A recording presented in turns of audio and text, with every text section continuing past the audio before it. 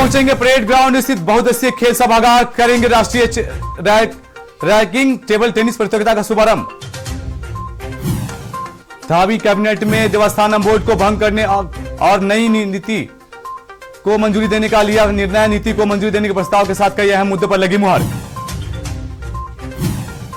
Devasthanam board के बाद अब विपक्ष के निशाने पर भू कानून, मुख्यमंत्री ने दिए भूमि कानून पर पुनर्विचार के संकेत। 2022 की तैयारियां तेज, चुनावी मोड पर दिखे हरीश रावत, सारा उत्तराखंड हरदा के संग अभियान लॉन्च, हेल्पलाइन नंबर और वेबसाइट की जारी। उत्तराखंड में सोमवार को मिले 11 लोग कोरोना संक्रमित, एक्टिव केस की संख्या 172, रिकवरी रेट 96.1% पर टिका। उत्तराखंड में मौसम ने ली करवट, औली हरदी और हिमकुंड में सीजन की पहली हिमपात, बर्फ से ढकी चोटियां। आप देख रहे हैं के न्यूज, खबरों का सारथी। स्वागत है आपका खबर उत्तराखंड में। उत्तराखंड की खबरों से आगे बढ़ने से पहले दिल्ली से बड़ी खबर आ रही है। संसद भवन पहुंचे पीएम नरेंद्र मोदी। बीजेपी संसदीय दल की बैठक में पहुंचे पीएम।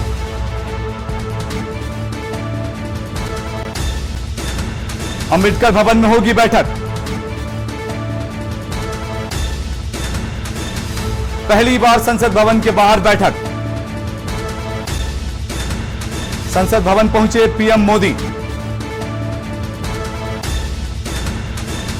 बीजेपी की संसदीय दल की बैठक में होंगे शामिल। अंबेडकर भवन में होगी बैठक। पहली बार संसद भवन के बाहर बैठक। भीमराव अंबेडकर भवन में होगी बैठक।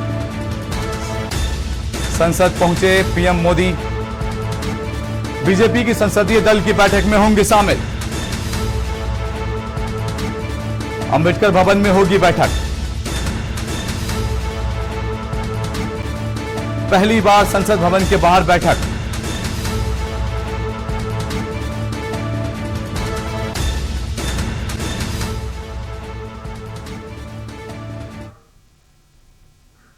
खबर देहरादून से है। मुख्यमंत्री का आज का कार्यक्रम, सीएम पहुंचेंगे परेड ग्राउंड स्थित बहुउद्देशीय खेल सभागार। 9:55 पर पहुंचेंगे देहरादून के परेड ग्राउंड खेल सभागार। सीएम करेंगे राष्ट्रीय रैंकिंग टेबल टेनिस प्रतियोगिता का शुभारंभ। सुबह 11:10 पर चमोली के लिए होंगे रवाना।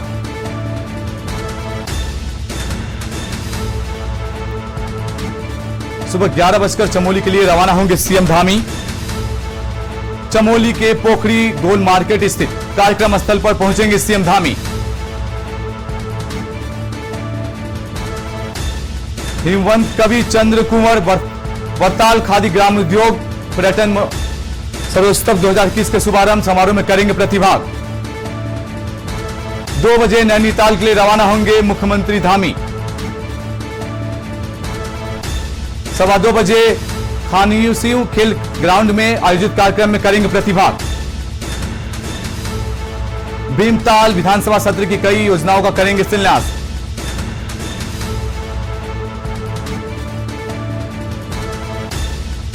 और इसी खबर पे हमारे साथ हमारी सहयोगी हिना आजमी जुड़ी हुई हैं। हिना, जिस तरह से सीएम धामी भी आगामी चुनाव से पहले ताबड़तोड़ दौरे कर रहे हैं, उत्तराखंड के खेल परियोजनाओं का में भी पहुंचेंगे, उसके बाद चमोली जाएंगे, लगातार कई दौरे हैं उनके और ये एक्टिव मोड में, एक्शन मोड में आ गए हैं। जी हाँ, बिल्कुल। जिस तरीके से लगातार जो है दौरों का सिलसिला जारी है, मुख्यमंत्री पुष्कर सिंह धामी आज की अगर बात करें तो आज चमोली और नैनीताल के दौरे पर होंगे। सबसे पहले तो सुबह एक कार्यक्रम देहरादून के परेड ग्राउंड के एक बहुउद्देशीय जो खेल मैदान है उसमें होने वाला है। ये एक नेशनल लेवल का टेबल टेनिस कंपटीशन होगा जिसका शुभारंभ मुख्यमंत्री पुष्कर सिंह धामी करेंगे, जिसके बाद 11:15 बजे यानी 11:10 के करीब जो है वह चमोली के लिए रवाना हो जाएंगे। और चमोली में भी एक कार्यक्रम आयोजित होने वाला है। हिमवंत कवि कुंवर चंद जो ग्रामोद्योग एवं पर्यटन शरदोत्सव 2021 का यहाँ पर शुभारंभ करेंगे। इसके बाद करीब 2 बजे जो है नैनीताल के लिए यहाँ पर मुख्यमंत्री पुष्कर सिंह धामी रवाना हो जाएंगे। वहां पर भी भीमताल विधानसभा क्षेत्र की कई सारी योजनाओं का जो है शुभारंभ करेंगे और इसी के साथ ही जनसभा को संबोधित करेंगे। अगर कल की बात करें तो कल बहुत ही जो है अहम बैठक हुई है कैबिनेट की, धामी कैबिनेट की। मुख्यमंत्री पुष्कर सिंह धामी ने कई सारे जो है अहम फैसले लिए हैं। पर जो सदन में कुल 28 प्रस्ताव रखे गए थे, जिसमें से कई सारे अहम लिए गए हैं। देवस्थानम बोर्ड जो कि भंग करने का फैसला लिया गया था, तो यहाँ पर जो धामी कैबिनेट में से उसको मंजूरी मिल गई थी। इसके अलावा कई सारे अहम फैसले यहाँ पर लिए गए हैं, जैसे कि हरिद्वार में 6 महीने तक चुनाव न होने को लेकर एक विधेयक पारित किया गया। इसके अलावा नजूल नीति, जो कि हमने पहले ही आपको बताया था कि नजूल नीति पर सरकार जो है फैसला लेती है। नजूल नीति पर काबिज होने वाले कुल राज्य की अगर बात करें तो 22,000 ऐसे परिवार है जो कि नजूल नीति पर रह तो रहे थे, लेकिन उनको मालिकाना हक नहीं मिल रहा था। लेकिन उसके बाद जो विधानसभा माफ करें जो कि सुप्रीम कोर्ट ने आदेश दिया था 3 दिन पहले, जिसके बाद अब यहाँ पर धामी कैबिनेट ने भी एक साल 2018 की नजूल नीति को संशोधित करते हुए साल 2021 का एक विधेयक नजूल नीति से संबंधित लाए, जिससे उन लोगों में राहत होगी जो कि नजूल नीति पर निवास करते हैं और उन्हें मालिकाना हक मिलेगा। इसके अलावा कई सारे अहम, जैसे कि स्वास्थ्य सुविधाओं को लेकर लगातार विपक्ष जो है धामी सरकार पर धावा बोलता रहता है, तो यहाँ पर मुख्यमंत्री पुष्कर सिंह धामी ने ओपीडी में सभी सरकारी दवाओं को मुफ्त लोगों के लिए यहाँ पर बोला है कि मुफ्त मिले। इसके अलावा जो भी डॉक्टर है, सरकारी अस्पताल के डॉक्टर हों, तो अगर वो डॉक्टर जो है अगर बाहरी दवाएं लिखते हैं तो उन पर भी कार्रवाई की जाएगी, क्योंकि डॉक्टर जो है जन औषधि केंद्र जो कि केंद्र सरकार द्वारा बनाए गए हैं, तो ऐसे में जन औषधि केंद्र की ही दवाइयां लिखें। इसके अलावा अगर वो बाहर की दवाइयां लिखता है, बाहर की कंपनी जैसे दूसरों से होता है टाई अप इनका, तो ऐसे में जो लोग हैं उनको महंगी दवाएं लेनी पड़ती है। तो इसी के चलते जो है अब मुख्यमंत्री धामी ने ये फैसला लिया है कि अगर डॉक्टर बाहर की दवाइयां लिखता है तो उसको कारण बताना होगा। इसके अलावा कई सारे जो परिसंपत्ति में जो दोनों मुख्यमंत्री की क्या क्या चर्चा हुई थी किस किस पे, तो इस चीज को जो है धामी कैबिनेट मंत्रिमंडल में रखा। और इसके अलावा 2018 में जो पॉलिटेक्निक के जो प्रवक्ता थे उन्हें हटाया गया था, उनको भी बहाल करने का यहाँ पर फैसला लिया गया। गेस्ट टीचर की बात करें तो गेस्ट टीचर को भी यहाँ पर बहाल करने का फैसला लिया गया है, जैसे कि जो परमानेंट टीचर होते हैं वो उनकी जगह पर आ गए हैं, तो दूसरी जगह पर यहाँ पर दूसरे कॉलेजेस में, दूसरे स्कूलों में यहाँ पर जो टीचर है उनको नियुक्त करने का फैसला लिया गया है। इसके अलावा जो हिना मैं रोकना चाहूंगा बीच में आपको। कल जो कैबिनेट बैठक हुई थी उसमें कई अहम फैसले लिए गए, उसके बाद लगातार आज सुबह सीएम धामी का दौरा है, चमोली और नैनीताल भी जाएंगे। युवाओं को भी मौका दे रहे हैं, जैसे खेल बहुउद्देशीय प्रतिभाग भी करेंगे खेल में। तो जिस तरह से जो प्रदेश के युवा है उनको भी जोड़ने की कोशिश करें, क्योंकि आगामी चुनाव बहुत नजदीक है। सभी पार्टियां वहां तेज हो गई है, चाहे आप हो, कांग्रेस हो, सभी पार्टी वहां पे अपनी रैली निकाल रही है। उसके बाद सीएम धामी भी ताबड़तोड़ दौरे कर रहे हैं, तो युवाओं को भी साधने की पूरी कोशिश की जा रही है। जी बिल्कुल विवेक, जिस तरह से अब लगातार जो है सबसे ज्यादा अगर बात करें उत्तराखंड की, तो उत्तराखंड में बेरोजगारी को लेकर लगातार विपक्ष की भी अगर बात करें तो विपक्ष जो है लगातार उन्हें घेरने की कोशिश करता है राज्य सरकार। तो ऐसे में जैसे कि प्रदेश के युवा मुख्यमंत्री, जैसे कि भाजपा का ये नारा है, तो इसी के उद्देश्य से जो युवाओं को साधने के लिए भाजपा सरकार लगातार कोई ना कोई लुभावनी ऐसी घोषणाएं कर रही है। अगर बात करें युवाओं के खेल नीति की, तो नई खेल नीति पिछली कैबिनेट बैठक में पास की गई थी, जिसके तहत जो है युवाओं को खेल के लिए प्रोत्साहित किया जाएगा, उनको तैयार किया जाएगा पूरी तरह से। क्योंकि मुख्यमंत्री पुष्कर सिंह धामी ने ये कहा था कि हाँ, जब जीत जाते हैं बच्चे तब तो उनको कई सारे अवार्ड दिए जाते हैं, लेकिन अगर पहले से उनकी तैयारी में अगर जोर दिया जाए, उनकी जब मदद की जरूरत होती है तो तब नहीं मिल पाती है, बाद में तो मिल जाते हैं उनको कई सारे सर्टिफिकेट और अवार्ड। तो इसी पूरी जानकारी के लिए शुक्रिया हिना आपका, इस पूरी जानकारी को हमसे साझा करने के लिए धन्यवाद आपका। जिस तरह सीएम धामी के ताबड़तोड़ दौरे उत्तराखंड में है, चमोली के पोखरी, उसके बाद नैनीताल जाएंगे सीएम धामी। हेमंत कवि चंद्रतुल वर्तवाल खादीगार में।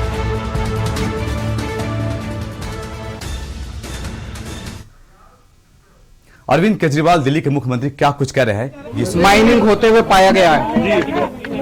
जाहिर तौर पे मुख्यमंत्री के अपने हलके के अंदर अवैध माइनिंग अगर हो रही है तो ऐसा तो सोच पाना मुश्किल है कि उन्हें पता नहीं होगा। उनके ऊपर रेता चोरी के गंभीर आरोप लगे हैं। पंजाब की जनता जानना चाहती है कि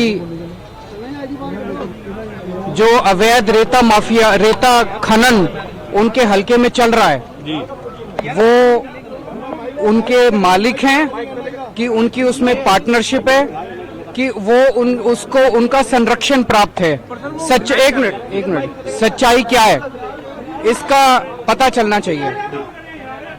मैंने सुना था कुछ दिन पहले कैप्टन साहब ने कहा था कि बहुत सारे ऐसे एमएलएज हैं, बहुत सारे ऐसे मंत्री हैं जो रेता खनन को संरक्षण देते हैं या रेता खनन करते हैं। जितने बड़े स्तर के ऊपर अवैध रूप से रेता खनन चल रहा है पंजाब के अंदर, अगर इतने ऊंचे स्तर के लोग इसमें शामिल होंगे, मंत्री, मुख्यमंत्री, अगर ऐसे उनके ऊपर आरोप लगेंगे तो फिर जनता कहां जाएगी, विकास कैसे होगा? एक मिनट, एक एस्टीमेट के हिसाब से 20,000 करोड़ रुपए का अवैध रेता खनन चल रहा है। आम आदमी पार्टी की सरकार बनेगी, इस अवैध रेता खनन को बंद करेंगे और जो अवैध रेता खनन का पैसा आज नेताओं की जेब में जा रहा है वो पैसा महिलाओं की जेब में जाया करेगा। 1,000 रुपए जो हम महिलाओं को दे रहे हैं वो तो खंडन करेंगे, कोई मानता थोड़ी है। इसकी निष्पक्ष जांच होनी चाहिए, इस पे एफआईआर दर्ज होनी चाहिए।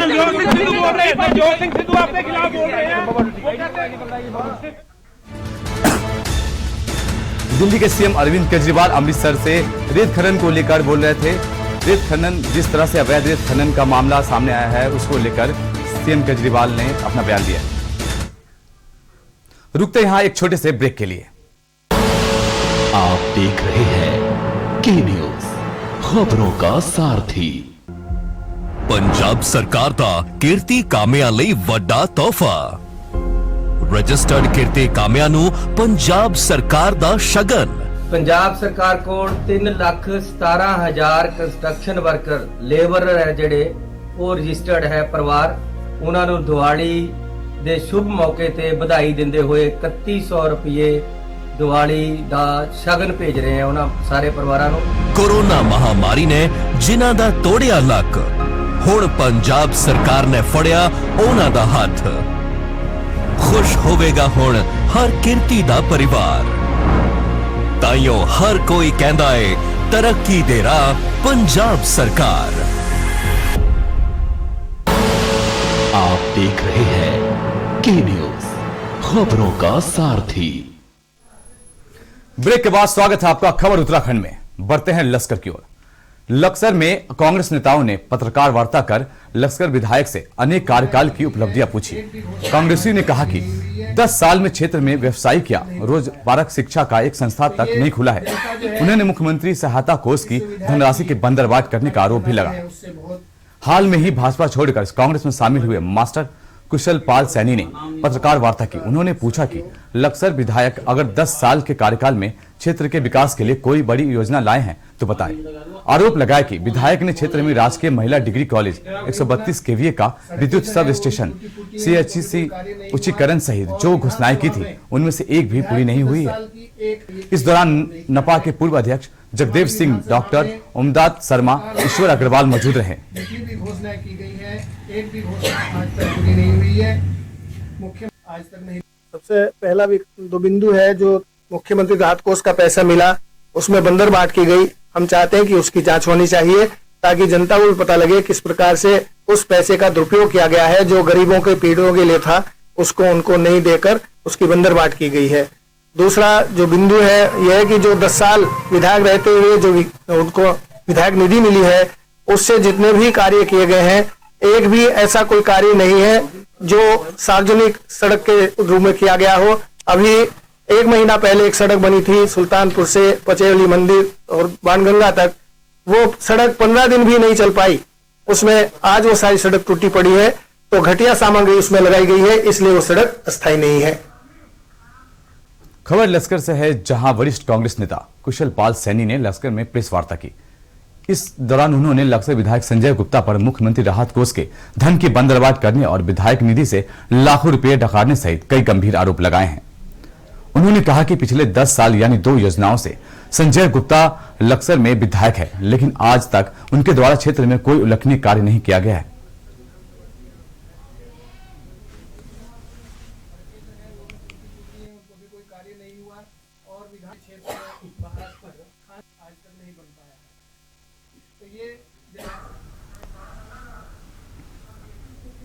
सबसे पहला दो बिंदु है जो मुख्यमंत्री राहत कोष का पैसा मिला, उसमें बंदरबाट की।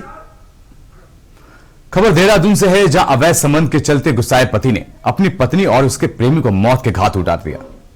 बता दें कि पत्नी के अवैध संबंधों के चलते पति ने अपनी प्रेमिका के साथ मिलकर पत्नी और उसके प्रेमी को मौत के घाट उतार दिया। देहरादून में इस सनसनीखेज वारदात को अंजाम दिया गया है, जिसके बाद पुलिस ने आरोपी पति मुसीर अली सहित प्रेमी महिला को गिरफ्तार किया है, जिनसे पूछताछ में कई चौंकाने वाले खुलासे किए गए। वहीं पुलिस ने प्रेमी गुमशुदा अरमान के शव को नेपाली फार्म तिरहाल रायवाला से बरामद कर लिया है और आरोपी की पत्नी के शव को जल्द ही बरामद किया जाएगा। देहरादून एसएसपी ने बताया कि आरोपी जल्द ही पुलिस कस्टडी रिमांड में ली जाएगी। थाने में गुमशुदगी दर्ज हुई थी।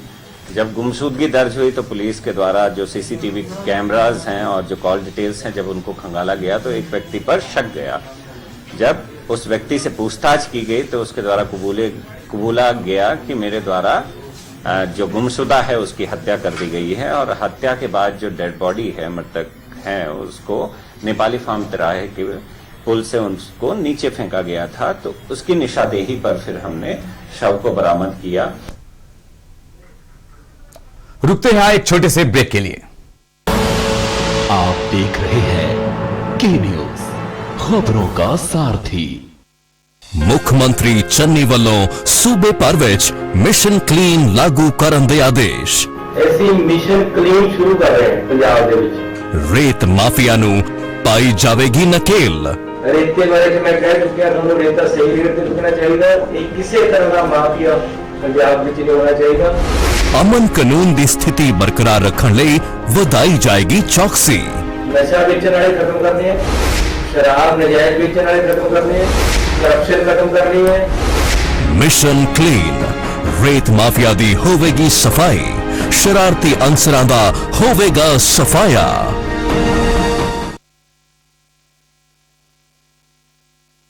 पर ये दिल है कि चख रहा है उन्हीं अल्फाजों का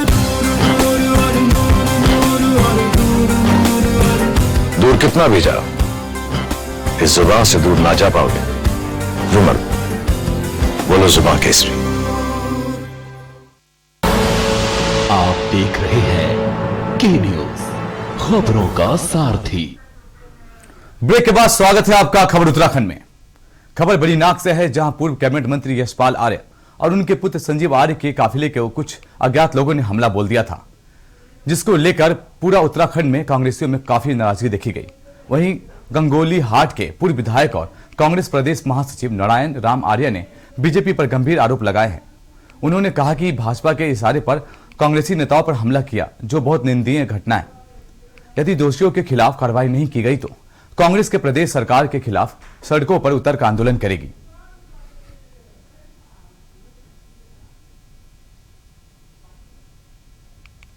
लोकतंत्र में इस प्रकार के हमलों की जितनी निंदा की जाए वो कम है, क्योंकि राजनीति में ये इस प्रकार के हमले करना कोई शोभा नहीं देता। एक सभ्य समाज पढ़े लिखे लोगों में जिसने भी यह हमला किया उसकी जितनी भी निंदा की जाए वो कम है। खबर मसूरी से है, जहां भारत रत्न बाबा साहेब भीमराव अंबेडकर की पुण्यतिथि पर स्कूली छात्राओं द्वारा उनके जीवन पर प्रकाश डाला गया। इस मौके पर कैबिनेट मंत्री गणेश जोशी ने बाबा साहेब की मूर्ति पर माल्यार्पण कर उन्हें श्रद्धांजलि अर्पित की।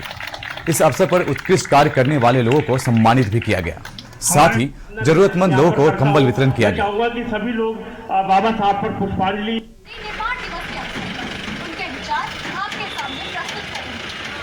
स्थिति अति विशेष स्थिति। आज मैं दिल की गहराइयों से भारत के संविधान के निर्माता, भारत रत्न, भारत के पहले कानून मंत्री डॉक्टर भीमराव अम्बेडकर जी को श्रद्धासुमन अर्पित करता हूं, क्योंकि भारत का संविधान अगर देखें विश्व का सबसे सम्मानित करेंगे। बढ़िया संविधान है। 60 देशों के संविधान का अभ्यास करने के बाद उन्होंने संविधान को बनाया। आज उस संविधान को शपथ लेकर हम विधानसभा में घुसते हैं, संसद में जाते हैं, और हमेशा उन्होंने दलित वो कमजोर लोगों की लड़ाई को लड़ा। और आज उन्हें बताया मार्ग पर चलने की आवश्यकता है, जो संकल्प हमें आगे लेना चाहिए। इस अवसर पर मैं अपनी ओर से, अपनी पार्टी की ओर से उस महान आत्मा को श्रद्धासुमन अर्पित करता हूँ, नमन करता हूँ। खबर बेड़ीनाग से है। बेड़ीनाग विकासखंड के हिपा गांव आज भी सड़क की सुविधाओं से दूर है। ग्रामीण खड़ी चढ़ाई करके पीठ पर बोझ उठाने को मजबूर है। यदि यह सड़क बनती है तो हिपा, हनौला, चिल्टू, बेड़ीगांव, सिलविया तथा टोली समेत बरेत के लगभग 10,000 की आबादी को इस सड़क पर फायदा मिलेगा। पूर्व जिला पंचायत सदस्य जगदीश कुमार ने कहा कि आजादी के 74 वर्ष बाद भी लोग पैदल चलने को मजबूर है।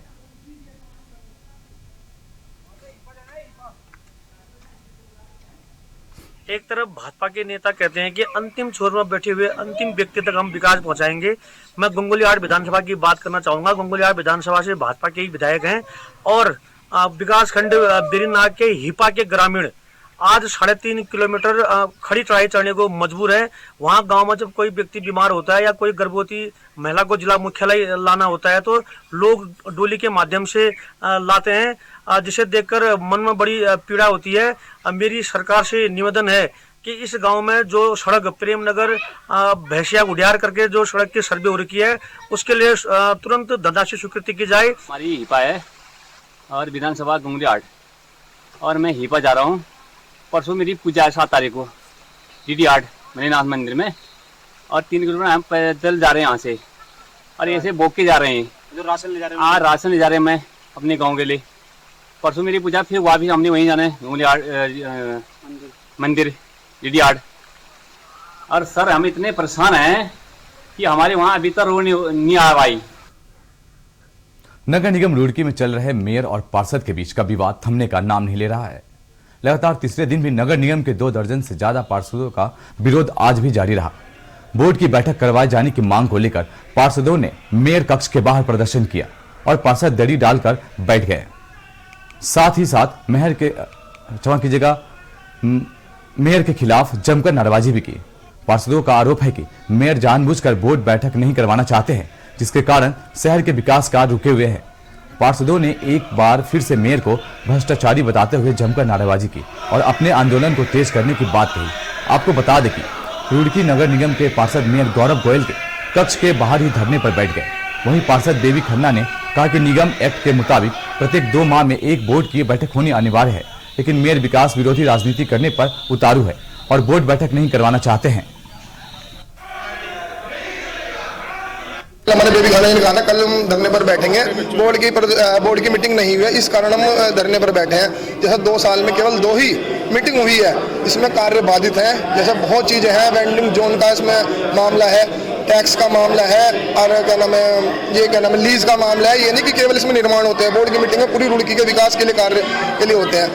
में 2 मीटिंग हुई बोर्ड की, काफी काम है। जैसे टैक्स हरिद्वार में आता है, हमारे यहाँ दुगना है।